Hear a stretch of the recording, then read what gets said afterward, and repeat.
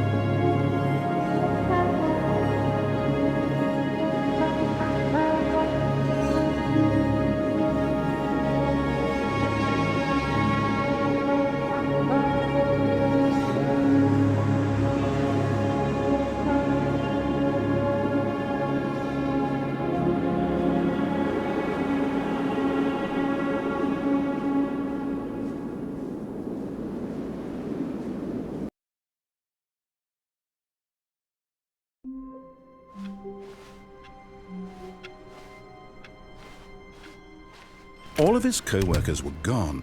What could it mean? Stanley decided to go to the meeting room. Perhaps he had simply missed a memo.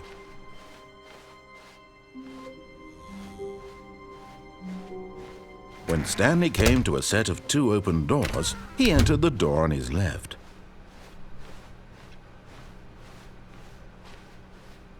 Yet there was not a single person here either. Feeling a wave of disbelief, Stanley decided to go up to his boss's office. Coming to a staircase, Stanley walked upstairs to his boss's office.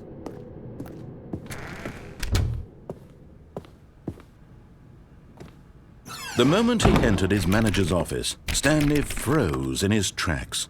Not a living soul anywhere. Could he really be all alone? This was too much for Stanley to take. Too much for any...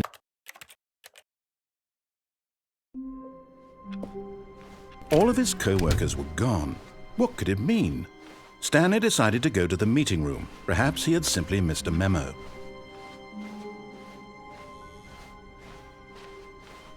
When Stanley came to a set of 2 open doors, he entered the door on his left. Yet there was not a single person here either. Feeling a wave of disbelief, Stanley decided to go up to his boss's office. Coming to a staircase, Stanley walked upstairs to his boss's office.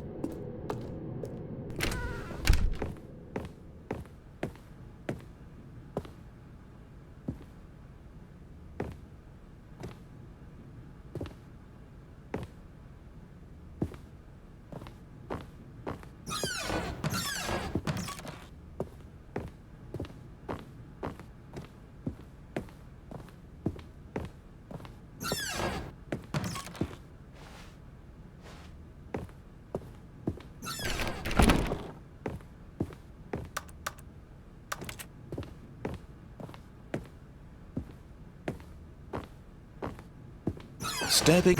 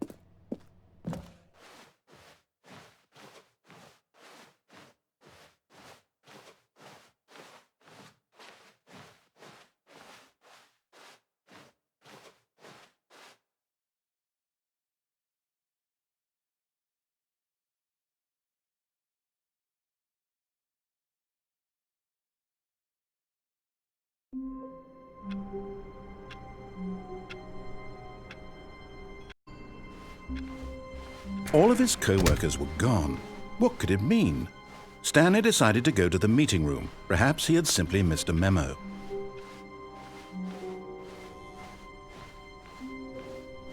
When Stanley came to a set of 2 open doors, this was not the correct way to the meeting room, and Stanley knew it perfectly well. Perhaps he wanted to stop by the employee lounge first, just to admire it. Stanley felt lightheaded, butterflies in his stomach, giddy in a way he had never known before. But eager to get back to business, Stanley took the first open door on his left. And so he detoured through the maintenance section, walked straight ahead to the opposite door, and got back on track.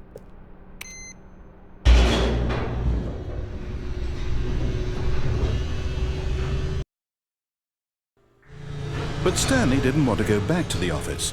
He wanted to wander about and get even further off track. So now in order to get back, he needed to go, from here it's, left. Oh, no, it's to the right, my mistake. No, not the right. Why would I have ever said it was to the right? What was I thinking? It's clearly... Oh dear, would you hold on for a minute, please? Now, let's see. We went down right, left, down, left, right. Yep, okay, yes. I've got it now. This story is absolutely, definitely this way.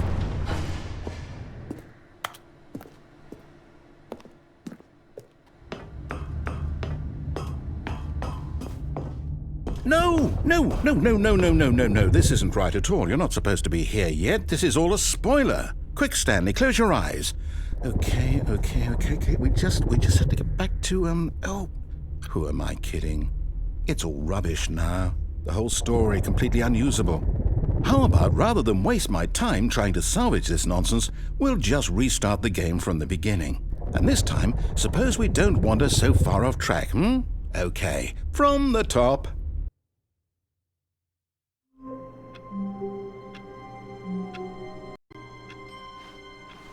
All of his co-workers were gone. What could it mean?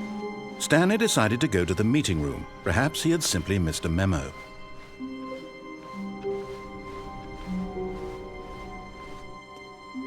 When Stanley... Wait, what? No, I restarted. I swear I definitely restarted the game over, completely fresh. Everything should be... Oh, did something change? Stanley, did you change anything when we were back in that room with all the monitors? Did you move the story somewhere or... Hold on. Why am I asking you? I'm the one who wrote the story. It was right here just a minute ago. I know for sure that it's here somewhere. Okay, then. It's an adventure. Come, Stanley. Let's find the story.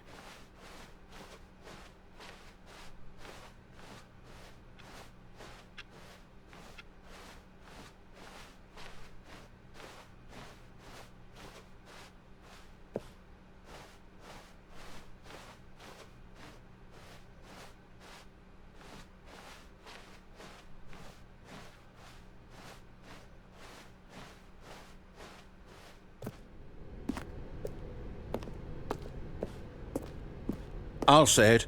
This is the worst adventure I've ever been on. I can promise you there definitely was a story here before. Do we need to restart the game again?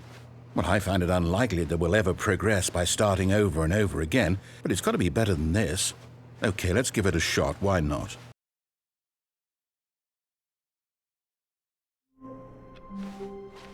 All of his co-workers were gone.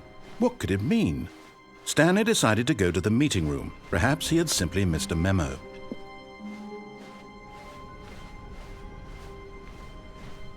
Okay, yep, it's worse. I might be remembering this wrong. It's possible the story is back where we just came from. Why don't we go back the other direction and see if we missed anything?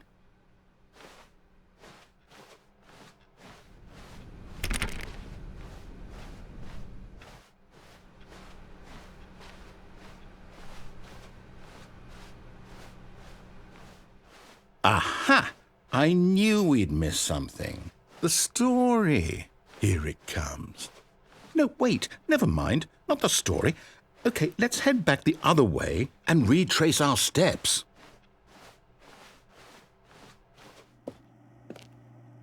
Now this... Well, I'll be honest, I don't recognize this place at all. Is this the story? I don't think so. I can't quite recall, but I believe my story took place in an office building. Is that correct? Do you remember, Stanley? Well, do you know what? Since I've completely forgotten what we were supposed to be doing, how about this? You win! Congratulations! I know you put in a lot of hard work, and it really paid off, so good job. Oh, no. No, I don't feel right about this at all. We both know you didn't put in any actual work for that win. Some people win fair and square, and this was not one of those situations. Okay, I'm getting weirded out by whatever this place is. I don't care what might happen this time. I have to restart.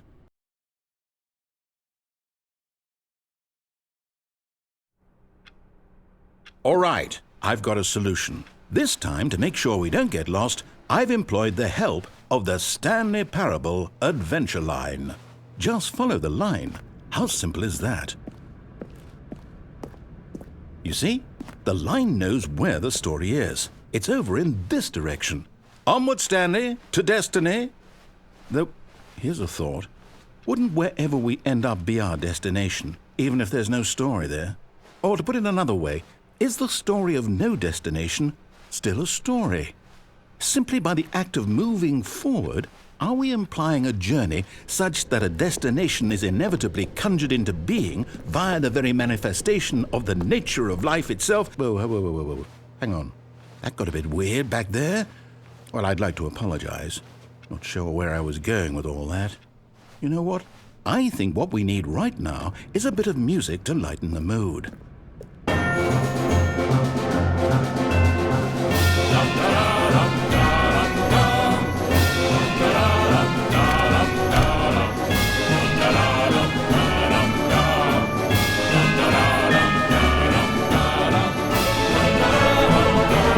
Cut the music, go back and look at that fern. Stanley, this fern will be very important later in the story. Make sure you study it closely and remember it carefully. You won't want to miss anything.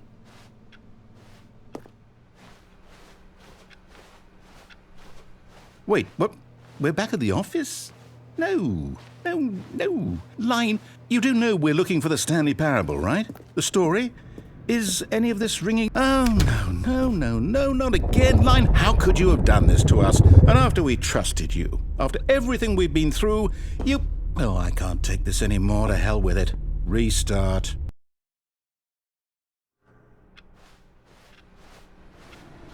You know what, Stanley? I say forget the adventure line. What's it ever done for us? We're intelligent people, right?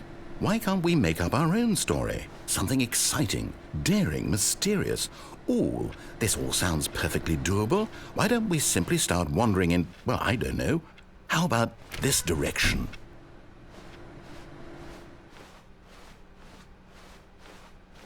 Now, yes, this is exciting. Just me and Stanley forging a new path, a new story. Well, it could be anything. What do you want our story to be?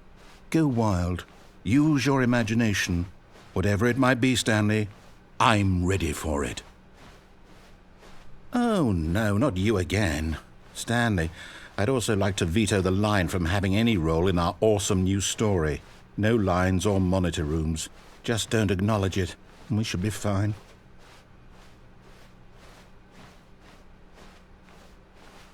Ah, a choice. We get to make a decision. From here, the story is in our control. How important we mustn't squander the opportunity. In fact, I believe I need a minute to think here. Just walk in circles for a minute. Okay, so I know that each door has to lead somewhere, which means that somewhere, the place where we're trying to go, there must be a reverse door that leads here.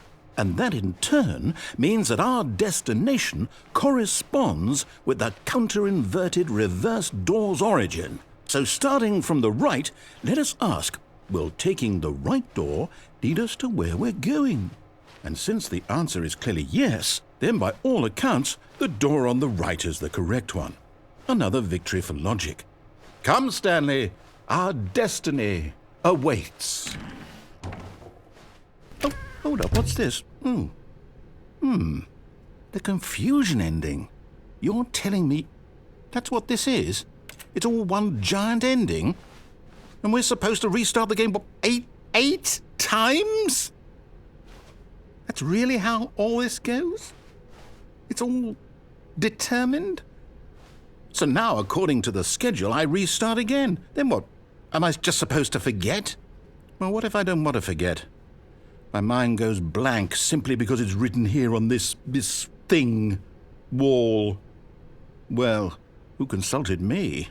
Why don't I get to decide? Why don't I get a say in all of this? Is it really? No, it can't be. I don't want it to be. I don't want the game to keep restarting. I don't want to forget what's going on. I don't want to be trapped like this. I won't restart the game. I won't do it. I won't do it. I won't do it. And the timer stopped? Does that mean, did we do it? Did we break the cycle? The, whatever it is that made this schedule? How would we even know? Will someone come for us? Will something happen? So, okay.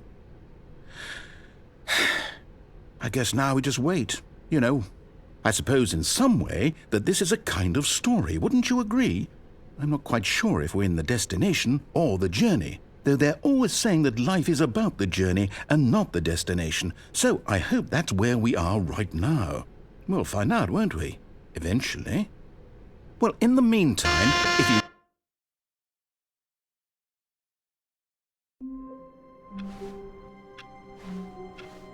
All of his co-workers were gone. What could it mean? Stanley decided to go to the meeting room. Perhaps he had simply missed a memo.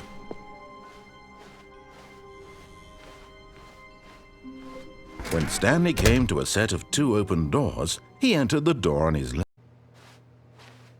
This was not the correct way to the meeting room, and Stanley knew it perfectly well. Perhaps he wanted to stop by the employee lounge first, just to admire it. The lounge was grand, majestic, perhaps, but eager to get back to business, Stanley took the first open door on his left. Stanley was so bad at following directions, it's incredible he wasn't fired years ago. Look, Stanley, I think perhaps we've gotten off on the wrong foot here. I'm not your enemy, really, I'm not. I realize that investing your trust in someone else can be difficult, but the fact is that the story has been about nothing but you all this time. There's someone you've been neglecting, Stanley. Someone you've forgotten about. Please, stop trying to make every decision by yourself. Now, I'm not asking for me. I'm asking, this is it, Stanley. Your chance to redeem yourself, to put your work aside, to let her back into your life. She's been waiting.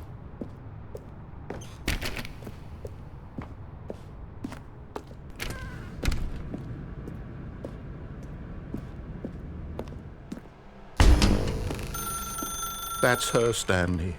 You need to be the one to do this, to reach out to her. If you can truly place your faith in another, then pick up the phone.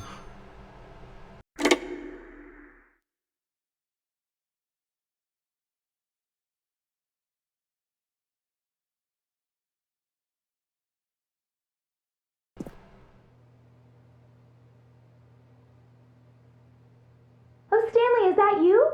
Hold on, sweetie. Sorry to keep you waiting. I'm just pulling the bread out of the oven. All right. Okay, there we go. All right, now, I want you to come in and tell me all about your day. Gotcha! Oh, come on. Did you actually think you had a loving wife who'd want to commit their life to you? I'm trying to make a point here, Stanley. I'm trying to get you to see something. Come inside. Let me show you what's really going on here. This is a very sad story about the death of a man named Stanley.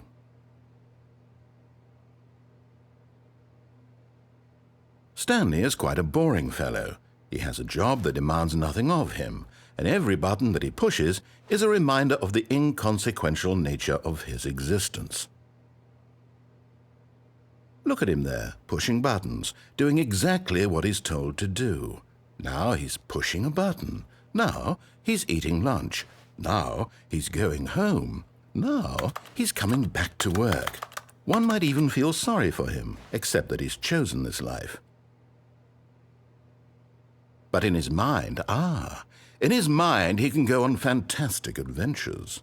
From behind his desk, Stanley dreamed of wild expeditions into the unknown, fantastic discoveries of new lands. It was wonderful, and each day that he returned to work was a reminder that none of it would ever happen to him. And so he began to fantasize about his own job. First, he imagined that one day while at work, he stepped up from his desk to realize that all of his co-workers, his boss, everyone in the building had suddenly vanished off the face of the earth. The thought excited him terribly. So he went further. He imagined that he came to 2 open doors and that he could go through either. At last, choice. It barely even mattered what lay behind each door. The mere thought that his decisions would mean something was almost too wonderful to behold. As he wandered through this fantasy world, he began to fill it with many possible paths and destinations. Down one path lay an enormous round room with monitors and mind controls. And down another was a yellow line that weaved in many directions. And down another was a game with a baby. And he called it the Stanley Parable. It was such a wonderful fantasy, and so in his head he relived it again, and then again, and again, over and over, wishing beyond hope that it would never end, that he might always feel this free. Surely there's an answer down some new path, mustn't there be? Perhaps if he played just one more time. But there is no answer. How could there possibly be? In reality, all he's doing is pushing the same buttons he always has. Nothing has changed. The longer he spends here, the more invested he gets, the more he forgets which life is the real one. And I'm trying to tell him this, that in this world he can never be anything but an observer, that as long as he remains here, he's slowly killing himself. But he won't listen to me. He won't stop. Here, watch this. Stanley, the next time the screen asks you to push a button, do not do it.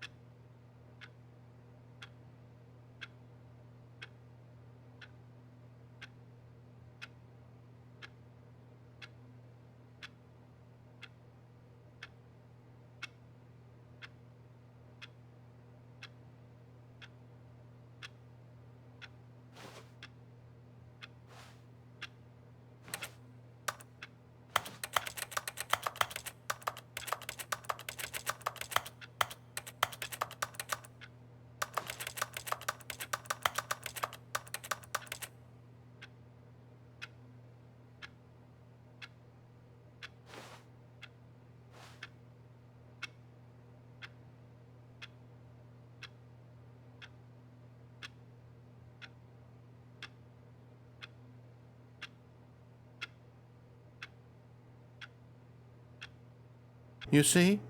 Can he just not hear me?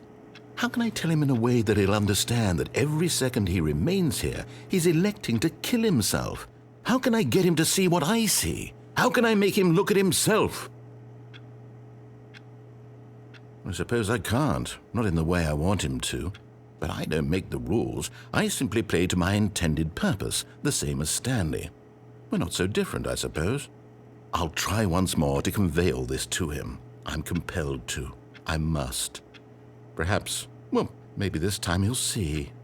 Maybe this time. And I tried again, and Stanley pushed a button. And I tried again, and Stanley pushed a button. And I tried.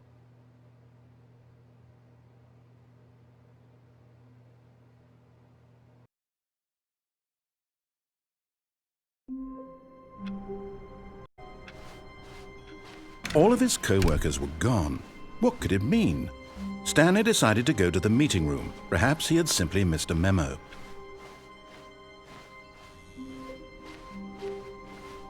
When Stanley came to a set of 2 open doors, this was not the correct way to the meeting room, and Stanley knew it perfectly well.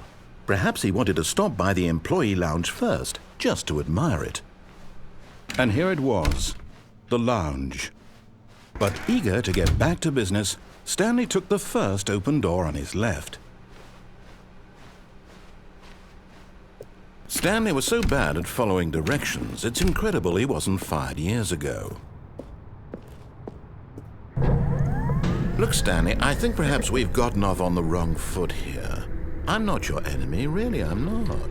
I realize that investing your trust in someone else can be difficult, but the fact is that the story has been about nothing but you all this time. There's someone you've been neglecting, Stanley. Someone you've forgotten about. Please, stop trying to make every decision by yourself. Now, I'm not asking for me. This is it, Stanley. Your chance to redeem yourself, to put your work aside, to let her back into your life. She's been waiting. That's her, Stanley. You need to be the one to do this. Oh, no, you can't. Did you just unplug the phone? No, that wasn't supposed to be a choice. How did you do that? You actually chose incorrectly? I didn't even know that was possible. Let me double check. No, it's definitely here, clear as day. Stanley picks up the phone. He's taken to his apartment where he finds his wife, and the two pledge themselves to one another. Music comes in, fade to white, roll credits. Not picking up the phone is actually somehow an incorrect course of action. How is that even possible? None of these decisions were supposed to mean anything. I don't understand. How on earth are you making meaningful choices? What did you... Wait a second. Did I just see... No, that's not possible. I can't believe it. How had I not noticed it sooner? You're not Stanley. You're a real person. I can't believe I was so mistaken. This is why you've been able to make correct and incorrect choices. And to think I've been letting you run around in this game for so long. If you'd made any more wrong choices, you might have negated it entirely. It's as though you completely ignored even the most basic safety protocol for real-world decision-making. Or did you not grasp the severity of the situation? Well, I won't have that kind of risk on my watch. I'm going to stop the game for a moment so we can educate you properly on safe decision-making in the real world. Please observe this helpful instructional video. Choice. It's the best part of being a real person. But if used incorrectly, can also be the most dangerous. For example, in this scenario, a hypothetical real person named Rupert has a choice. He could invent a machine that eliminates food shortages across the world to make life better for all people. Or he could spend years of hard work forgetting how to read. Which choice would you make? Remember that unlike here, the real world makes sense, and at no time should you make a choice that does not conform to rational logic. If you find yourself speaking with a person who does not make sense, in all likelihood, that person is not real. Allow the person to finish their thought, then provide an excuse why you cannot continue talking. Turn to a partner and practice saying, "My goodness, is it 4:30? I'm supposed to be having a back, sack, and crack." Excellent. Making choices on a regular basis is the best part to a healthy decision-making process. Most medical professionals recommend making at least 8 choices per day. Do you make more than 8? Less? And finally, if you begin to wonder if your choices are actually meaningful and whether you'll ever make a significant contribution to the world, just remember that in the vast infiniteness of space, your thoughts and problems are materially insignificant, and the feeling should subside. At this time, your instructor will guide you in an exercise to test and reinforce the material covered in this video. Welcome back.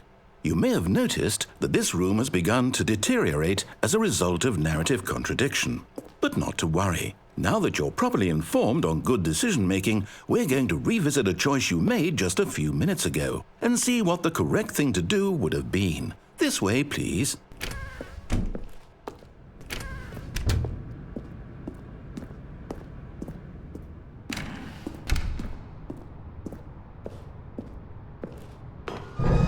Now that we know your choices are meaningful, we can't have you jumping off the platform and dying.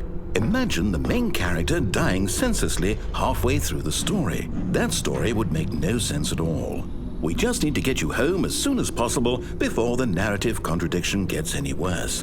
Unfortunately, it seems this place is not well equipped to deal with reality.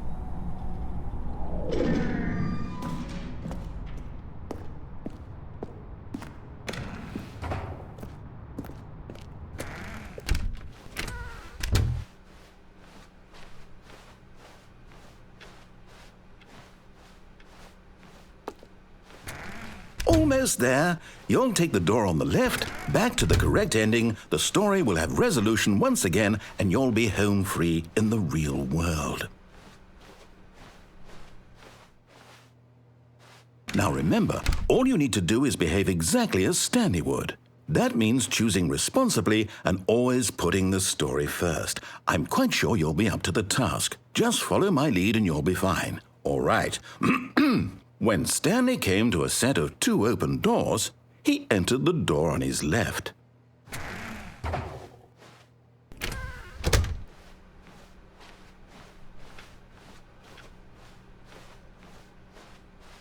Yet there was not a single person here either.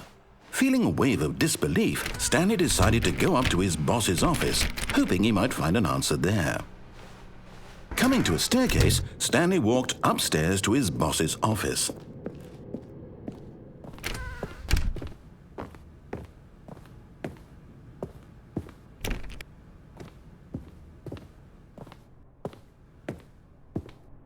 Stepping inside his manager's office, Stanley was once again stunned to discover not an indication of any human life. Shocked, unraveled, Stanley wondered in disbelief who orchestrated this, until he saw the door with a voice receiver next to it. Surely behind this door lay all the answers to his questions. And beyond all probability, he knew the passcode. He had seen it on his boss's computer just last week. Nightshark 115. Was this the code to open the door? Would it still work? There was only one way to find out. Stanley had been trained never to speak up, but now he would draw from within himself the courage to face the unknown. He drew a sharp breath and then spoke the code.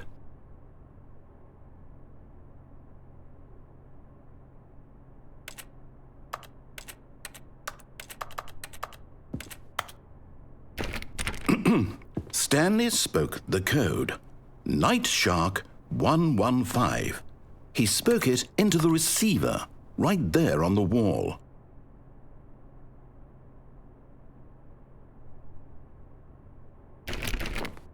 I'm sorry, is there a problem? You didn't mishear me, did you?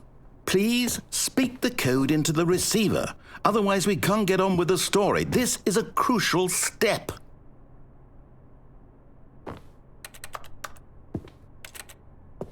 Okay, fine, you're not going to do it, but you know what?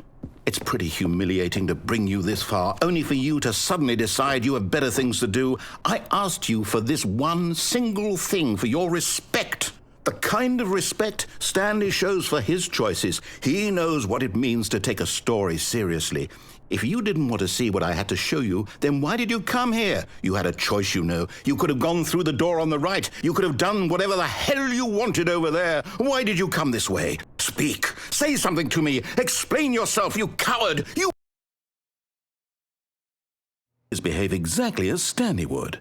That means choosing responsibly and always putting the story first. I'm quite sure you'll be up to the task. Just follow my lead and you'll be fine. All right. When Stanley came to a set of 2 open doors, he entered the door on his left. No! Why did you do that? Quickly, hurry back in the other direction. Perhaps we're not too late.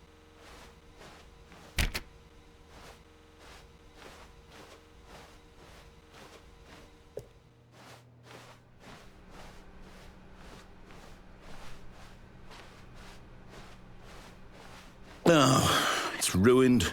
I can't believe, after everything we talked about, that you'd My story! You've destroyed my work! Why? For what? What did you get out of that? What did you think was so special about seeing the game undone, left here like so much garbage? It's worthless now. And what am I supposed to do? Even if there were a way to continue, would it be worth it? To know that my story is now incorrect? How can I go back to that? I can't erase that knowledge. I'll have to live with it forever, reliving its impossibility forever. I couldn't live that way. Is it better to shut the game down entirely? To willingly destroy all of my work? I don't know. What's the answer? What do I do? What do I do? What do I... No, I have to. I have to shut the game down. I have to. I have to.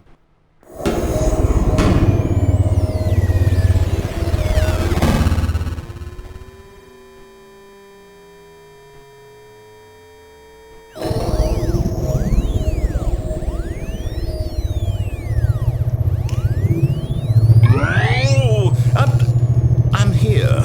I'm still here. Here in this pile of rubbish. With you. You, who thought you were so clever. Now look where we are. My entire game is destroyed. It was the only thing in the world that was mine, and you've run it into the ground. What, did you think that would be funny? You just had to see? Didn't I impress upon you how important it was to be like Stanley? He actually knows how to do what I tell him to. He understands that if I say to do something, there's a damn good reason for it. That thought hadn't even occurred to you, had it? That there's a world outside of you? You're a child. Oh, my story. If you'd just gone through the door on the left, you would have seen it. There was a whole underground facility. You would have destroyed it and been victorious. It would have been so perfect. I worked so hard on it. I tried so hard to make... When Stanley came to a set of 2 open doors, he entered the door on his left. Stanley? Hello? Are you... Is everything okay? Stanley, please. I need you to make a choice. I need you to walk through the door. Are you listening to me? Can you hear me? Is everything all right? Stanley, this is important. The story needs you. It needs you to make a decision. It cannot exist without you. Do you understand me? Whatever choice you make is just fine. They're both correct. You cannot be wrong here. We can work together. I'll accept whatever you do. I simply need you to take that step forward, please. Choose. Do something. Anything. This is more important than you can ever know. I need this. The story needs it. So, you hear me? Are you there? Are you listening to this? Stanley, are you there? Okay. It's okay, I can wait. You need time to decide. Time to make sure your choice is correct. That is the best choice. That's all right. I'll wait for you to decide what's the right thing to do. Take as much time as you need.